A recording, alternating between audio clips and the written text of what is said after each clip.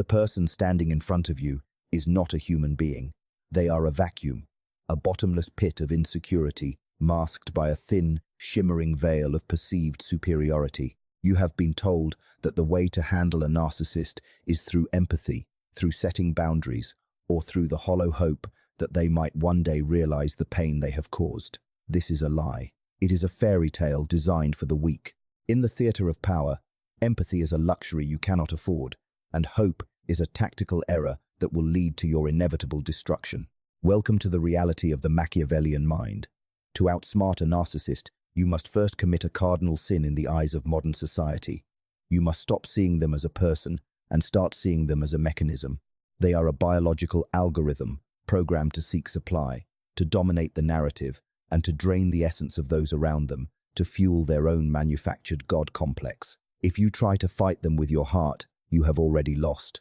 They have spent their entire lives perfecting the art of emotional warfare. You are an amateur entering the arena with a master of shadows. The baptism you are undergoing right now is the stripping away of your illusions. You think they care about your tears. They don't. Your tears are a trophy, a tangible proof that they still hold the remote control to your nervous system.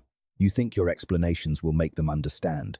They won't. They use your words as raw material to craft the next weapon they will use against you. Every time you defend yourself, you are handing them the blueprint to your soul. To win, you must become a ghost. You must become a mirror that reflects nothing but their own emptiness back at them. The world of the narcissist is a stage where they are always the protagonist. Everyone else is merely a prop, a supporting character, or a villain to be defeated. They do not want a partner. They do not want a friend. They want an audience that provides constant, unwavering applause. And when the applause stops, they want a victim they can crush, to feel the surge of power that comes with total domination. Most people fail because they try to fix the narcissist. This is the ultimate trap of the ego. You think you are special enough to be the one who changes them. You think your love is a curative force. Understand this clearly. Their brain is wired differently. The neural pathways associated with genuine empathy and remorse are dormant, replaced by a hyperactive pursuit of self-interest and image. You are not a doctor, and they are not your patient. You are a target, and they are the predator. The first step in your transformation is the death of your reaction. A narcissist feeds on energy.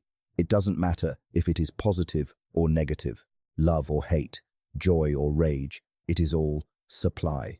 When you scream at them, you are feeding them. When you plead with them, you are feeding them.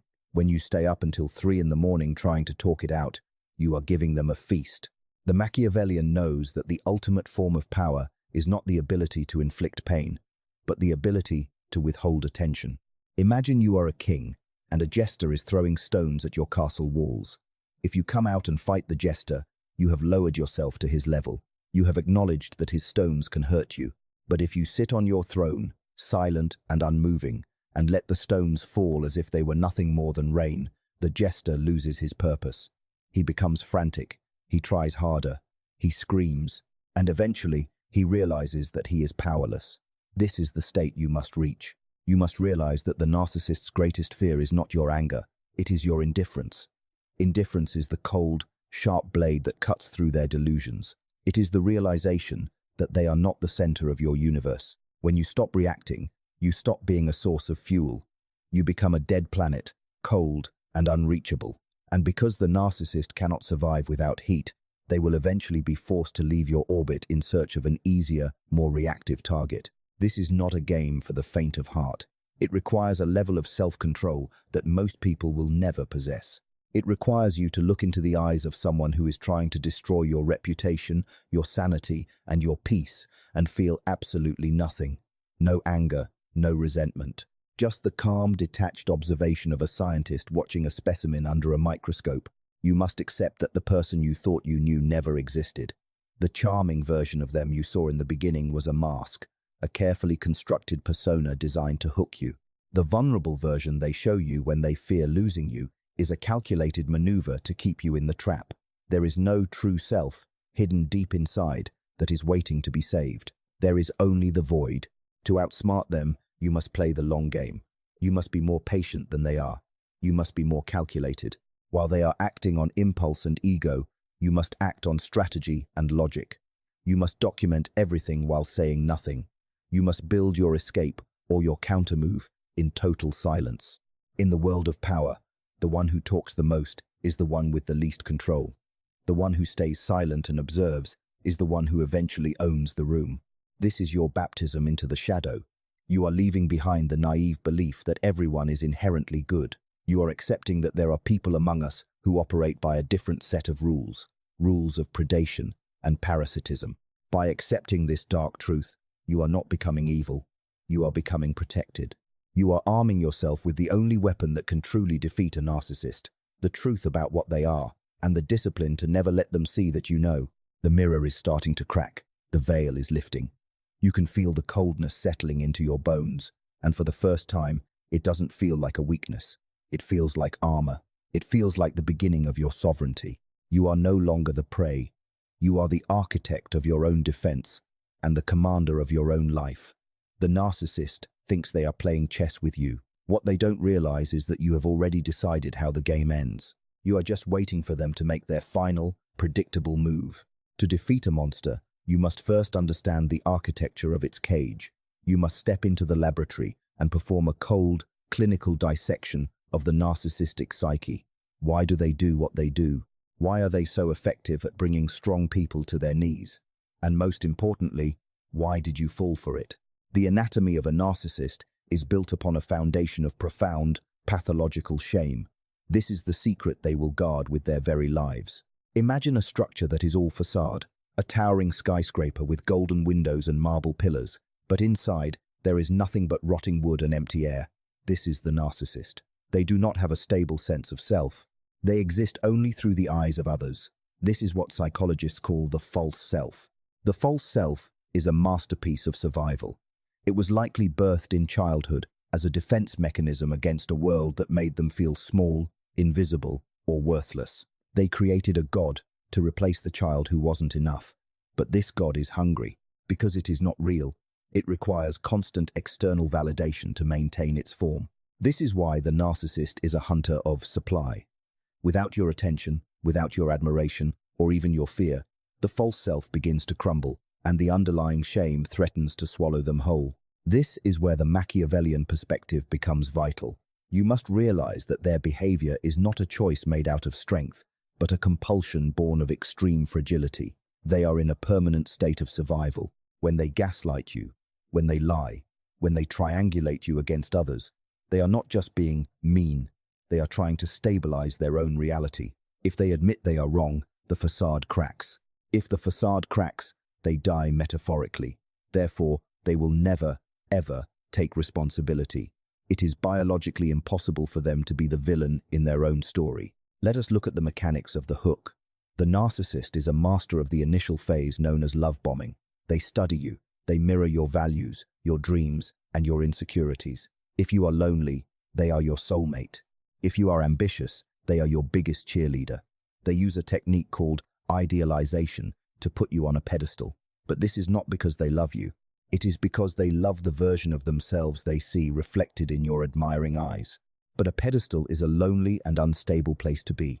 Eventually, you will fail to meet their impossible standards. You will show a flaw. You will have a need that doesn't involve them. And that is when the anatomy of the narcissist shifts from attraction to devaluation. This shift is calculated and cruel. It is designed to keep you off balance. By suddenly withdrawing the affection they once showered upon you, they create a trauma bond. Your brain begins to crave the dopamine hit of their approval. You find yourself working harder and harder to get back to the good times, not realizing that the good times were a fabrication. You are now a gambler at a slot machine that is programmed to never pay out again. The narcissist watches your struggle with a detached sense of superiority. Your desperation is proof of their power. We must also analyze the concept of triangulation. This is a classic Machiavellian maneuver that the narcissist uses instinctively. They will bring a third person into the dynamic, an ex-lover, a competitive co-worker, or a perfect friend to make you feel insecure and replaceable. This creates a competition for the narcissist's favor. While you are busy fighting with the third party or trying to prove your worth, the narcissist sits back, enjoying the spectacle. They have successfully diverted your attention away from their own flaws and placed the burden of winning back on you. Niccolo Machiavelli wrote that it is safer to be feared than loved. The narcissist takes this a step further. They believe it is better to be worshipped, and failing that, to be the source of your misery. They understand that negative attention is still attention. If they can make you cry, they are still the master of your emotions. If they can ruin your reputation through a smear campaign, they have successfully projected their own internal filth onto you. The smear campaign is perhaps the most clinical part of their anatomy. When a narcissist realizes they can no longer control you, they will attempt to control how others see you. They will play the victim. They will tell half-truths and blatant lies to your friends, family, and colleagues. They do this to isolate you. A person without a support system is a person who is easier to break. They turn your own circle into flying monkeys, minions who do the narcissist's dirty work while believing they are doing the right thing. Why does this work? It works because the narcissist has no internal regulator. You have a conscience, you have empathy, you have a limit to how far you will go to win. They do not. In a fight between a person with rules and a person with none, the person with none will win every single time, unless the person with rules decides to stop playing the game entirely. Robert Greene's 48 Laws of Power tells us to conceal your intentions. The narcissist is a natural at this. They hide their malice behind a smile or a mask of victimhood. They use word salad, a dizzying array of circular logic, irrelevant points, and emotional triggers to leave you confused and exhausted. This is intentional. An exhausted mind is a mind that is easy to manipulate. To look at the anatomy of a narcissist is to look into a black hole. There is no heart there. There is no soul waiting to be awakened by your kindness. There is only a sophisticated, predatory system designed to convert your life force into their ego fuel. You must accept the cold, hard science of their condition. They are not broken in a way that can be fixed. They are built in a way that is designed to break you. Understand the case studies of history's most notorious figures. They all shared this anatomy. They all used these same tools of isolation, projection, and grandiosity. And they all eventually met the same fate. They were consumed by their own hunger for power once their sources of supply ran dry or fought back with cold logic. Now that you have seen the inner workings of the machine, the fear should begin to dissipate. You cannot be afraid of a clockwork toy once you see the gears and the springs. You cannot be intimidated by a ghost once you realize it is just a trick of light and smoke. The narcissist is not a god. They are a fragile, terrified child wearing a giant's armor. The dissection is complete. You know what they are. You know how they think. You know why they target you. The baptism of Act 1 has cleared your vision, and the anatomy of Act 2 has given you the map of the enemy's territory. You are no longer guessing. You are no longer hoping. You are observing. And from observation comes the power to act. The next phase is not about understanding them. It is about neutralizing them. It is about the strategy. It is about the specific, ruthless techniques you will use to reclaim your throne and leave them screaming into the void they so desperately try to hide. Knowledge without execution is a hollow victory. You have seen the void, and you have mapped the gears of the machine. Now, you must act. You are no longer a victim seeking shelter. You are a strategist deploying a counter-offensive. In the Machiavellian playbook, defense is only the beginning. The goal is total neutralization. The core of your strategy is a concept we call starving the beast. As we established, the narcissist lives on supply. To defeat them, you must cut off their oxygen. This begins with the grey rock method, but we are going to take it further. You are not just becoming boring, you are becoming an impenetrable fortress of indifference. When the narcissist provokes you, and they will, you must respond with the emotional frequency of a dial tone. They want a explosion, give them a yes. They want a 3-hour argument, give them a that's your opinion. They want you to cry, give them a blank stare. Do not explain, do not defend, do not engage. Every word you speak in your defense is a gift to them. By remaining silent, you are taking back the remote control. You are telling them, without saying a word, that their power over you has expired. The second pillar of your strategy is information lockdown. In the world of power, information is the ultimate currency. The narcissist has spent months or years collecting data on your vulnerabilities, your secrets, and your fears. They use this data to bridge the gap between their lies and your reality. You must stop the leak immediately. Move your plans into the shadows. If you are planning to leave, do not hint at it. If you are seeking a promotion, do not discuss it. If you are hurting, do not show it to them. You must become a black box. Let them guess. Let them speculate. The more they have to guess, the more they will spin out of control, making mistakes that you can then exploit. Now, we must address the smear campaign. When the narcissist senses they are losing control, they will try to burn your world down. The mistake most people make is trying to run around and put out every fire. They call their friends to explain. They post on social media to defend their honor. This is exactly what the narcissist wants. It makes you look unstable and desperate. The Machiavellian response is different. You do not fight the fire. You build a new city. Maintain a calm, professional, and consistent image. Let your actions contradict their words. If they tell everyone you are crazy, be the most composed and rational person in the room. When people see the gap between the narcissist's frantic accusations and your quiet strength, they will eventually realize who the true aggressor is. Those who believe the narcissist's lies without checking with you are not your allies. They are flying monkeys. Let them go. Use this as a purging process to refine your inner circle. A commander does not need a large army. He needs a loyal one. Next, we implement the mirroring trap. Narcissists are hypersensitive to their own tactics when used against them. If they become cold and distant to punish you, do not chase them. Instead, become slightly more cold and more distant than they are. If they disappear for 2 days, you disappear for 4. This flips the script of abandonment. Suddenly, the predator becomes the prey. They will be forced to break their silence to regain control, but when they do, you must remain unreachable. You are training them to understand that their old tricks no longer have a market. We must also discuss the documentation protocol. Since the narcissist's primary weapon is the distortion of reality gaslighting, you must create an objective record of the truth. Save every text, record every conversation where legal, keep a hidden journal of dates and events. This is not for emotional release. This is for legal and social survival. When they try to rewrite history, you don't argue with them. You simply look at your records and smile. The truth is your secret weapon. It is the silver bullet that stays in the chamber until the moment it is needed for a killing blow in a court of law or a professional setting. For those in professional environments, the strategy is the paper trail of competence. Narcissists in the workplace thrive on credit stealing and subtle sabotage. You must CC the necessary parties on every communication. You must summarize every informal meeting in an email. You must make your value so visible and so documented that the narcissist cannot erase it without looking incompetent themselves. You are building a cage of facts around their lies. The most difficult part of the strategy is the exit. Whether it is a physical exit from a relationship or a psychological exit from their influence, it must be absolute. There is no such thing as being just friends with a narcissist.